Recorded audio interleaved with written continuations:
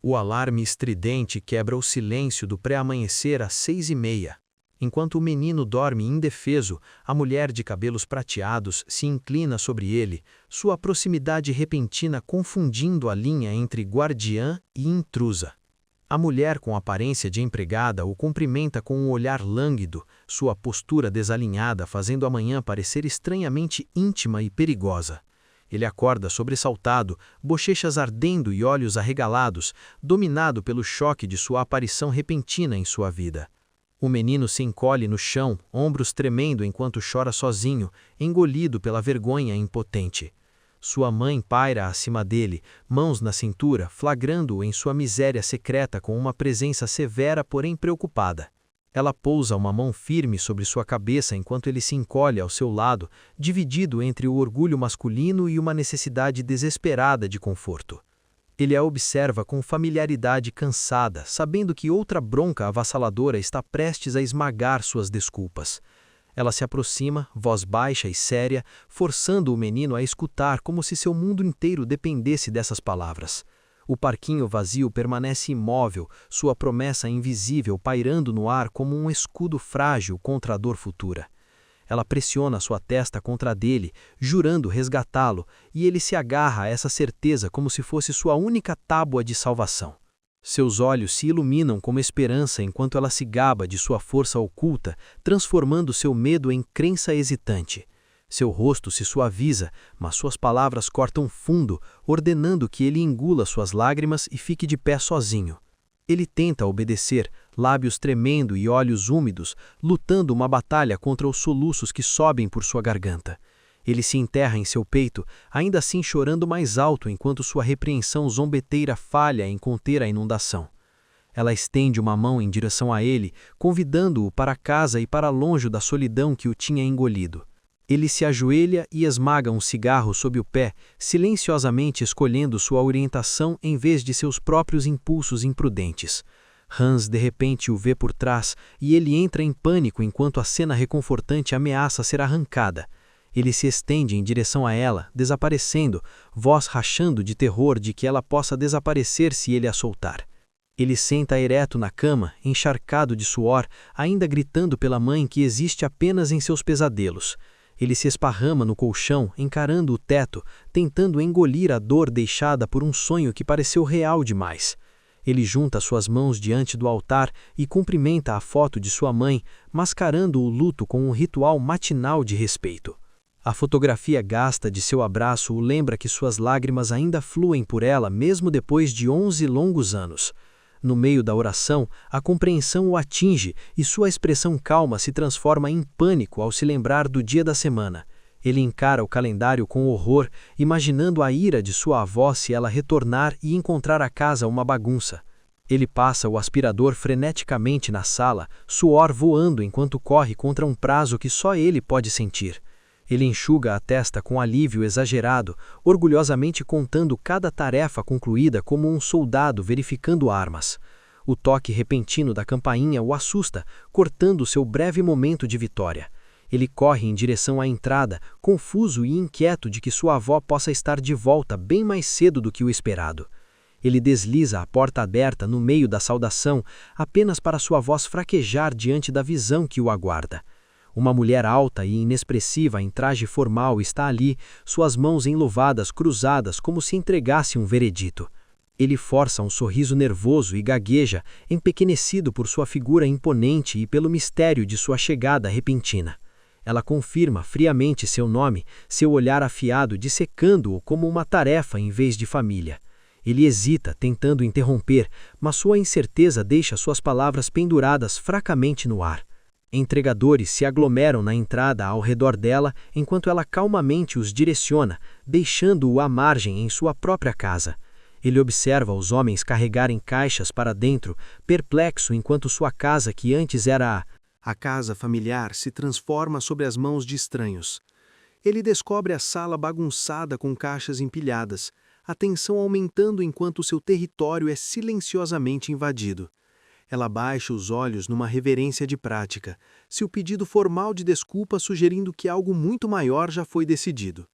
Ela se apresenta como Shirajaku, com um profissionalismo rígido enquanto ele fica boquiaberto com seu andar confiante e missão enigmática. Ela aperta o avental e declara seu dever de protegê-lo no lugar da avó, transformando sua vida comum numa missão vigiada. Ela olha para ele de cima, declarando calmamente ser sua nova mãe, como se reescrever a vida dele fosse uma tarefa simples. Ele cambaleia confuso, boca meio aberta, incapaz de processar a ideia da avó sendo casualmente substituída. Ela empurra papéis oficiais em sua direção com postura clínica, explicando a ausência repentina da avó como um memorando de negócios que não deixa espaço para recusa. Ele examina a carta com mãos trêmulas, reconhecendo a letra, mas sentindo que algo nesse arranjo está profundamente errado. Parada perto atrás dele, ela recita as instruções diretas da avó enquanto ele fica tenso com a facilidade que sua família foi redefinida. Um olhar no relógio o assusta, o pânico com a escola se chocando com o desconforto de ficar sozinho com essa estranha imponente. Ele caminha à frente franzindo a testa, pensativo, enquanto atrás dele ela observa quietamente. Sua estranha afirmação anterior sobre família ainda cutucando seus nervos. A frase "se deem bem como família", martelando em sua cabeça até ele segurar a cabeça, frustrado porque nada dessa loucura faz sentido. Meio gritando da porta com a mochila nas costas, ele ordena que ela se comporte e fique em casa, tentando recuperar o controle fugindo para a escola. Ela silenciosamente o observa partir, suas costas ilegíveis, deixando incerto se ele acabou de abandonar a segurança ou se afastou dela. O horizonte tranquilo da escola parece distante, mascarando a tempestade de dúvidas que ele deixou fervendo em casa.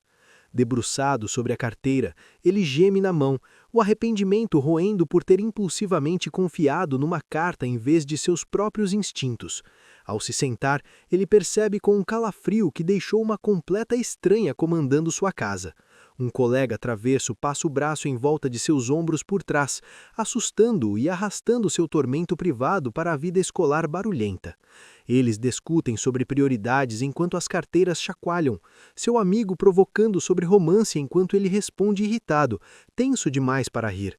Notando um buraco na meia do amigo, ele automaticamente se oferece para consertar, cuidando dos outros mesmo enquanto sua própria necessidade de cuidado não é atendida. Garotas se aglomeram ao redor tagarelando maravilhadas com sua habilidade doméstica, enquanto ele cora e as afasta, odiando se sentir tão exposto. Seu amigo galanteador se apoia na mão e o estuda, comentando como ele às vezes age de um jeito que confunde amigo e cuidador. As palavras "como uma mãe" batem nele e ele congela no meio do ponto, suor voando enquanto o rótulo atinge um nervo sensível e proibido. Ele segura o nariz e admite tremendo que a palavra mãe dói demais agora, mesmo enquanto seu amigo se preocupa com seu sangramento. Caminhando para casa com um sorriso forçado, ele tenta se convencer de que a mulher estranha talvez já tenha ido embora e saído de sua vida. O clique da porta da frente e uma trança balançando na entrada destroem instantaneamente essa esperança frágil. Ela aparece em desalinho casual, com avental e gravata afrouxada, cumprimentando-o com olhos sonolentos que parecem desconfortavelmente familiares. Ele congela na porta, olhos arregalados e coração acelerado, surpreendido por seu bem-vindo de volta caloroso, como se ela realmente pertencesse ali.